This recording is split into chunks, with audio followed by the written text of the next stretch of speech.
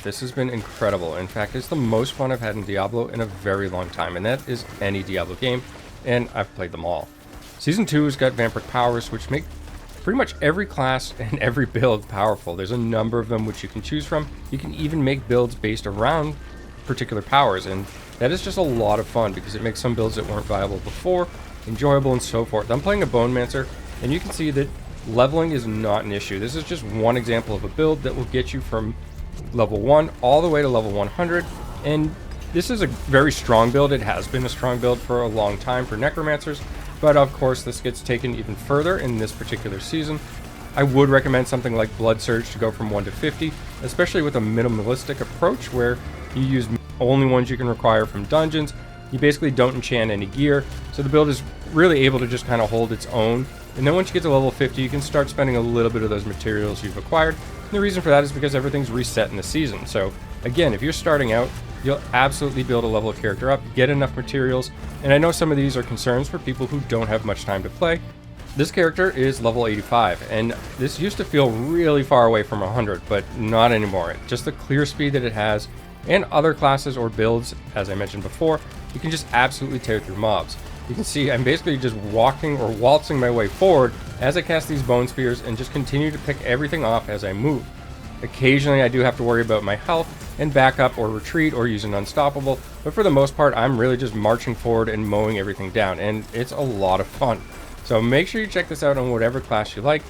And for a minute here, let's take a quick look at the sponsor of today's video, which helps make videos like this on the channel possible. Wow, Monkey King is now a legendary hero, and that's not all. Raid Shadow Legends is generously giving him away absolutely free for a limited time. Now, a word from today's sponsor, none other than Raid Shadow Legends. Immerse yourself in this free-to-play fantasy RPG with a captivating storyline and online PvP. Explore visually stunning fantasy realm featuring over 800 champions across 15 playable factions. Rally orcs, knights, elves, and a diverse array of fantasy creatures to overcome any challenge in your path. Raid Shadow Legends is available for Android, iOS, and PC. You can download and try the game for free using my link or scan the QR code to receive amazing heroes. Lightsworn is a very strong epic champion. Upon reaching level 15, you'll get Juliana, a super strong epic boss killer. This is just the first bonus. There's still more to come. On top of this, you'll get the legendary Sun Wukong for using my promo code Monkey King. This is a super strong hero available for free for a limited time. Sun Wukong has some amazing special abilities. He can steal all buffs from all enemies before attacking them. His Staff of Wonder ignores 50% of the target's defense and also deals surplus damage to other enemies if the target is killed. In addition to all that, he also has a powerful passive which will revive him to full. It's rare Raid gives heroes like this for free, and the reaction from Raid players has been extremely well received, especially after the release of the movie this year. Take advantage of this offer while it lasts. Raid Shadow Legends is available for Android, iOS, and PC. You can download and try the game for free using my link or scan the QR code to receive amazing heroes. And we're back, and thank you very much to anybody who took the time to watch the sponsor video. It is very much appreciated when those come around because they do help the channel out a tremendous amount.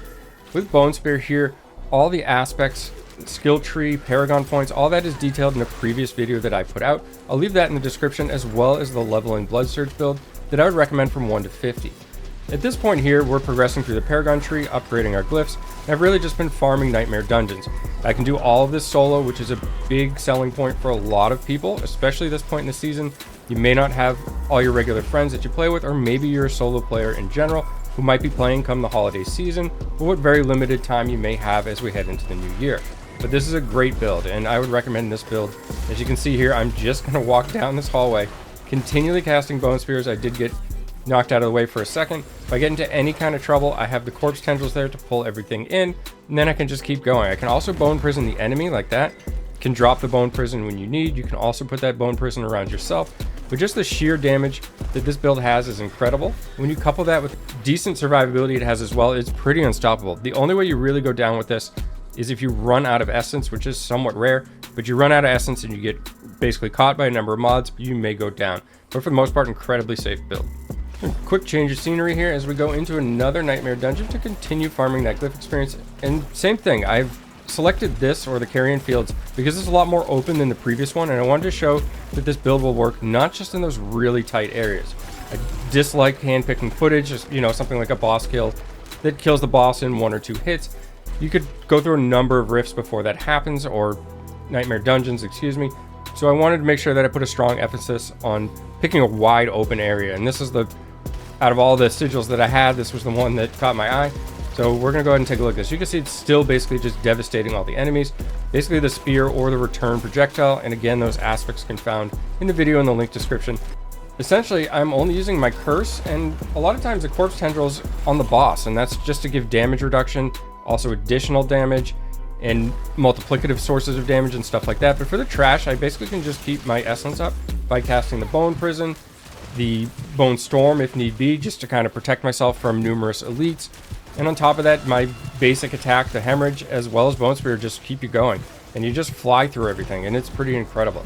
And we're going to start clearing tier 100s at this level. No, not with this particular build. It would need a lot more survivability to push much higher. But for speed farming, which is really what you should be focused on for the most point here, just getting those glyphs leveled up while getting some experience at the same time, this build is just incredibly strong at that and is obviously my recommendation for doing so.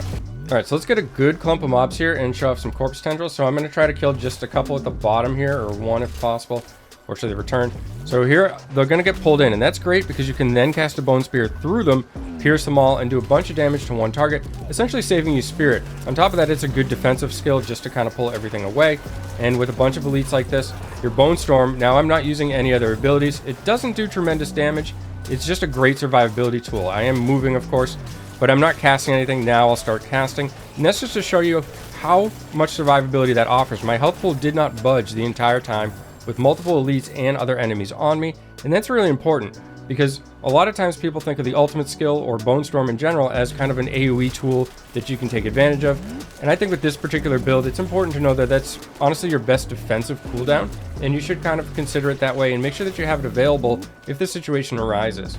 And here we have Decrepify as well, and this curse does a teeny bit of damage. It's pretty negligible to be honest, but it does provide you, given the skill tree that we have, it will give you damage reduction as well as additional damage through amplified damage, which is just another boost. So we can take advantage of that, cast it on enemies. It's just not needed when you're killing the trash mobs. You can use that at your will, or you could possibly even swap in Iron Maiden, the other curse, while leveling. It's really useful at low levels because it gives you additional essence when cast if you take the enhanced Iron Maiden trait. And that's typically the one that most people will suggest you do, at least while you're leveling. But Decrepify will become better, as this essence management is a little bit easier to do, and that comes with some of the gear you require, as well as Paragon points boosting maximum essence or giving you essence on kill. So here we have the boss, and we're just going to Bone Prison. I'm actually going to use my evade there because it actually gives you a damage boost with the Vampiric Power Metamorphosis. And I can evade again, get in there with Bone Storm for some additional damage, as well as an additional crit chance that the Bone Storm provides. And you'll see I'm not one-shotting the boss, especially a more tanky one like this at my particular level. If I've got a corpse up, I can then use corpse tendrils as well. I'm not fully spec'd into corpse generation, at least for the leveling process, but that's another route you can go if you want to add some more damage for when you use corpse tendril. Gives you some good bursts, and a lot of the single target nuke that you might see, whether this is kind of cherry pick footage or not, will include that.